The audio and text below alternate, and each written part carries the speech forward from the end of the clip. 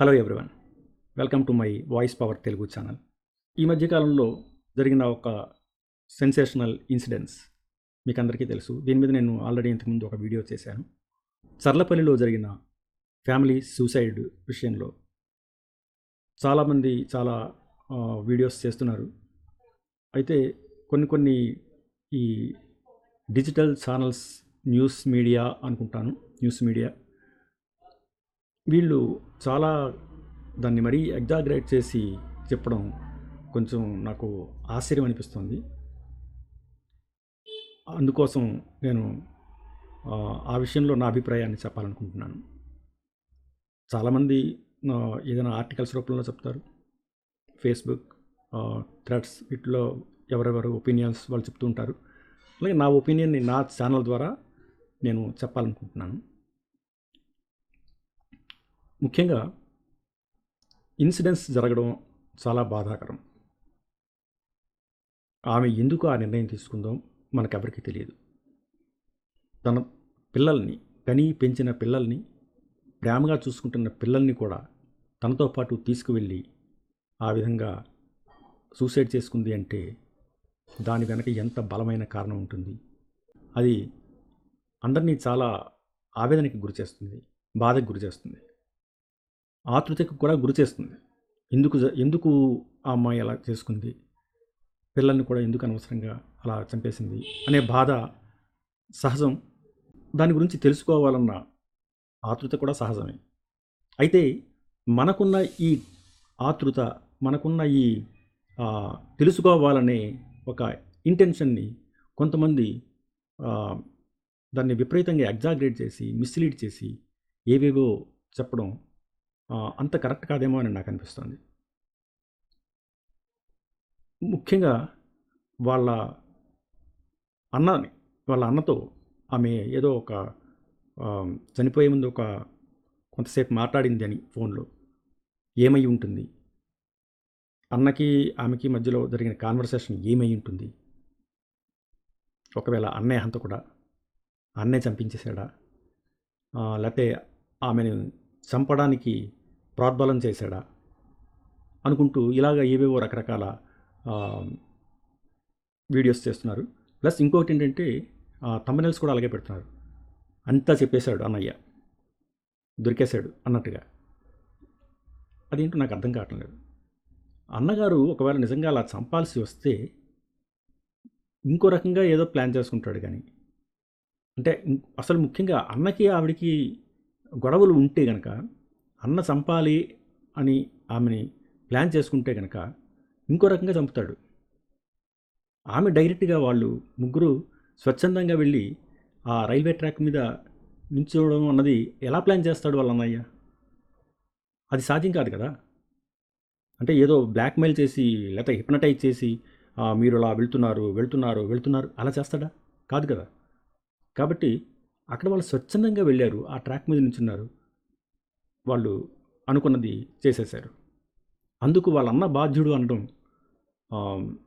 మనకి ఆధారాలు లేకుండా వాళ్ళ అన్న మీద ఆరోపణలు చేయడం అన్నది కరెక్ట్ కాదు.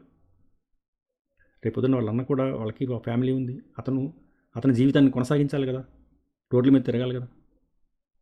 ఇలాంటి నిందలు వేస్తే అతని జీవితం ఏమవుతుంది?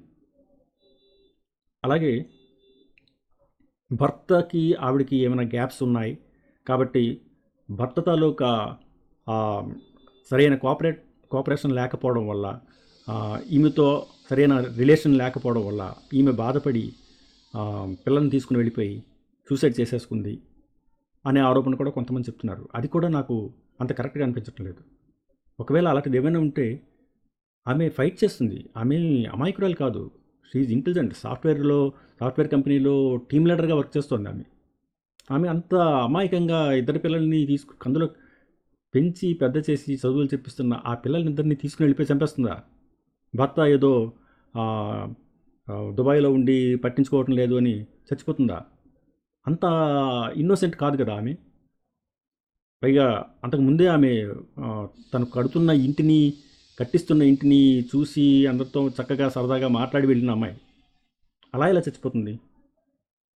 ఒకవేళ అలాంటివి ఏమైనా ప్రాబ్లం ఉంటే భర్తతో ఆమె ఫైట్ చేస్తుంది లీగల్గా. లేదా డైవర్స్కి అప్లై చేస్తుంది, ఇంకేదో చేస్తుంది. అలా ఎలా చచ్చిపోతుంది? ఆ భర్తని పోర్ట్రేట్ చేయడం, అన్నని పోర్ట్రేట్ చేయడం, వాళ్ళ జీవితాలు ఎలా కొనసాగాలి ఇలాంటి నిందలు మోస్తూ? ఇలాగ వాళ్ళని నిందించడం అన్నది కరెక్ట్ కాదు. రీజన్ ఏదైనా ఉంటే, బలమైన రీజన్ ఉంది ఖచ్చితంగా. అంత బలమైన రీజన్ లేకపోతే వాళ్ళు చనిపోరు కదా. కాబట్టి ఇది కరెక్ట్ కాదు. అలా వాళ్ళు ఎందుకు చేస్తున్నారో మరి నాకు తెలియదు. అసలు ఎందుకు అంత తొందర? ఇప్పుడు మనకి అర్జెంటుగా ఆ న్యూస్ హంతకులు ఎవరో మనకి తెలిసిపోతే ఏంటి మనకి వచ్చేది? మనకి తెలియడం కోసం అని చెప్పి వాళ్ళని టార్గెట్ చేయడమా? అదా మనకు కావాల్సింది? నిజం తెలియాలి, నిజం నిరూపించబడాలి. కానీ నిజం నిరూపించబడాలంటే మనం కొంచెం వెయిట్ చేయాలి. దానికోసం పోలీసులు దర్యాప్తు చేస్తున్నారు. అసలు పోలీసుల దర్యాప్తు కోసం మీద కూడా వీళ్ళు కామెంట్ చేస్తున్నారు. ఈ వీడియోలు పెట్టేవాళ్ళు పోలీసుల దర్యాప్తు బాగా జరగటం లేదు, దర్యాప్తుని వేగవంతం చేయటం లేదు. ఇన్నాళ్ళ ల్యాప్టాప్ని ఛేదించడం, ఇన్నాళ్ళ మొబైల్ని ఛేదించడం, ఇన్నాళ్ళ ఆ ఫోన్ వాళ్ళ అన్నతో జరిగిన ఫోన్ సంభాషణ ఏమిటి? ఇవన్నీ ఎందుకండి మీకు? వాళ్ళు నిజంగా కేసుని వాళ్ళు సాల్వ్ చేసే పరిస్థితిలో వాళ్ళు చేస్తూ ఉంటే, వాళ్ళు నిజంగా ఆ కేసులో ఏదైనా ఒక చెప్పకూడని విషయం ఏదైనా ఉంటే ఎందుకు చెప్తారండి? చెప్పగలిగే విషయం ఉంటే చెప్తారు, చెప్పకూడని విషయం ఉంటే అది కూడా చెప్పేస్తారా? ఒకవేళ అలాంటివి ఏమైనా ఉన్నాయనుకోండి, ఆమె ఎందువల్ల చనిపోయిందో, వెనకాల ఏం జరిగిందో అది రివీల్ చేయని విషయం అయ్యి ఉంటే ఎలా రివీల్ చేస్తారండి? మీరు అడిగారు రివీల్ చేస్తారా? కాదు కదా. కాబట్టి పోలీసుల మీద కూడా కొన్ని బాధ్యత వాళ్ళకే ఉంటాయి. ఏది చెప్పాలి, ఏది చెప్పకూడదు అనేది వాళ్ళ సుపీరియర్స్ని అడిగి వాళ్ళు నిర్ణయించుకోవాలి. ప్లస్ ఇంకా అసలు వాళ్ళకి జరుగుతున్నది ఏంటి బ్యాక్గ్రౌండ్లో, ఆ కేసు తాలూకా అన్నీ పరిశోధించి, అన్ని యాంగిల్స్లోని పరిశోధించిన తర్వాత వాళ్ళు నిర్ణయానికి వస్తారు. ఒకవేళ చెప్పాలనుకుంటే వాళ్ళు ప్రెస్ మీట్ పెడతారు, చెప్తారు. సో మనం ఎవళ్ళమి అన్నీ నిర్ణయించేసి, అన్నీ చెప్పేసి, వాళ్ళ కేసుని మనమే జడ్జి చేసేసి, నేరస్తులు ఎవరో మనమే చెప్పేసి, ఇదంతా చూడడానికి చాలా సిల్లీగా అనిపిస్తుంది. అంటే న్యూస్ చెప్పడం వరకే మన బాధ్యత. కానీ న్యూస్ లోపల ఆ విషయాన్ని పరిశోధించడం అనేది, క్రైమ్ న్యూస్ కదా అది, దాన్ని పరిశోధించడం అనేది పోలీసుల బాధ్యత. ప్లస్ దాని పర్యవసానాలు ఎలా ఉంటాయి రేపొద్దున అనేది వాళ్ళు నిర్ణయించుకుంటారు. పోలీసులు నిర్ణయించుకొని ఏది చెప్తే బెటరు, ఏది చెప్పకుండా ఉంటే బెటరు, ఏది ఎవరికి చెప్తే బెటరు అది వాళ్ళు నిర్ణయించుకుంటారు. వాళ్ళకి చెప్పుకుంటారు. ఇప్పుడు ఒకవేళ వాళ్ళ ఫ్యామిలీ మెంబర్స్ ఎవరైతే ఉన్నారో వాళ్ళకి చెప్తారు. మీ అందరికీ చెప్పాల్సిన అవసరం లేదు, మనందరికీ చెప్పవలసిన అవసరం, నాకు చెప్పాల్సిన అవసరం లేదు, మీకు చెప్పవలసిన అవసరం లేదు. సో ఇది కంప్లీట్గా కాన్ఫిడెన్షియల్ మ్యాటర్ కూడా అయ్యి ఉండొచ్చు కదా. మనం ఎవరిని అలా బ్లేమ్ చేసి వీళ్ళు చంపేశారు, వాళ్ళు చంపేశారు, లేకపోతే వీళ్ళు సరిగ్గా ఇంకా దర్యాప్తు కరెక్ట్గా చేయటం లేదు, ఇవన్నీ మనకు అంత కరెక్ట్ కాదనిపిస్తుందండి. జరిగిన విషయం చాలా ఘోరమైనది. ఇది ఒకళ్ళ జీవితానికి సంబంధించింది. ఇది పబ్లిక్ మ్యాటర్ కాదు. అంటే ఇప్పుడు ఏదో ఒక దగ్గర బాంబ్ బ్లాస్ట్ జరిగింది, లేకపోతే ఇంకో దగ్గర కుట్రలు జరిగాయంటే అది వేరు. దాని మీద మీరు ఎంతైనా పోరాడండి, ఎన్నైనా ఎంక్వైరీలు చేయండి. కానీ ఇది ఒక ఫ్యామిలీ మ్యాటరు, ఇది ఒక పర్సనల్ మ్యాటరు. ఈ పర్సనల్ మ్యాటర్ మీద మనం అనవసరమైన కాంట్రవర్సీ క్రియేట్ చేసి కొంతమందిని బ్యాడ్గా పోర్ట్రేట్ చేసి చెప్పడం అనేది అంత మంచి పద్ధతి కాదండి. నాకు ఇది అనిపిస్తుంది. సో నేను ఓపెన్గా చెప్తున్నాను. నేను చెప్పిన దాంట్లో అంటే మరీ వాళ్ళలాగా నేను కాన్ఫిడెంట్గా గడగడగడగడ చెప్పలేను, కానీ నేను చెప్పాలనుకున్నది నా స్టైల్లో నాకు చేతనైనట్టుగా నేను చెప్తున్నాను. ఇది మనం ఎదురు చూడాల్సిన విషయమే, కానీ వాళ్ళని అనవసరంగా దీంట్లో ఎక్కువ మనం రిపీటెడ్గా వాళ్ళ మీద ఏదో ఒకటి చెప్పి వాళ్ళకి ఇంకా ఒత్తిడి పెంచి, అటు పోలీసుల మీద ఎక్కువ ఒత్తిడి పెంచి, ఇటు వీళ్ళ ఫ్యామిలీస్ని కూడా బ్యాడ్ చేయడం అన్నది కరెక్ట్ కాదు.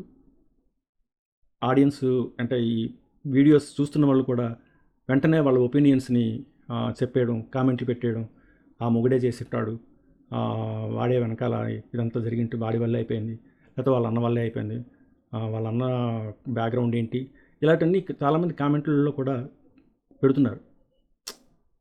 ఎందుకో నాకు అది అంత కరెక్ట్ అనిపించడం లేదండి. సో ఈ వీడియో ఇంతటితో ముగిస్తున్నాను. మీ ఒపీనియన్ చెప్పండి. నాకైతే నా ఒపీనియన్ ఇది. మనం వెయిట్ చేయాలి. ఇలాంటి పరిస్థితులు ఇలాంటివి ఇంకెవరికి జరగకుండా ఉండాలంటే మనం తీసుకోవాల్సిన మనం తీసుకోవాల్సిన జాగ్రత్తలు ఏమిటి అంటే, మన వాళ్ళు ఎప్పుడైనా ఇలాగా అనుమానాస్పద పరిస్థితుల్లో ఎవరైనా మనకు తెలిసిన వాళ్ళు కనిపిస్తే కనుక మనం వాళ్ళని ఆపి వాళ్ళని అటువంటి పనులు చేయకుండా మనం కొంచెం వాళ్ళకి కౌన్సిలింగ్ ఇచ్చి అలా చేయగలిగితే కనుక బెటర్. కానీ ఇది ఇంకేమైనా వేరే రకమైన క్రైమ్ అయితే కనుక అది పోలీసులు ఆ క్రైమ్ని ఛేదించాలి. వాళ్ళు ఛేదిస్తారు. నాకైతే హోప్ ఉంది వాళ్ళు ఛేదిస్తారు. సో అది చాలా లాంగ్ ప్రాసెస్ ఉంటుందండి. కొన్ని కేసులు బ్యాక్ అండ్ మనకి ఏం జరుగుతాయో మనకు తెలియదు. కాబట్టి వాళ్ళు మనకి చెప్పచ్చు, చెప్పలేకపోవచ్చు, కాన్ఫిడెన్షియల్ కావచ్చు. ఒకవేళ కాన్ఫిడెన్స్ అయితే కనుక అది వాళ్ళు ఎవరికి చెప్పాలో వాళ్ళకి చెప్తారు. సో మనం మన దైనందిన విషయాల్లో మనం మూవ్ అయిపోవడమే బెటర్.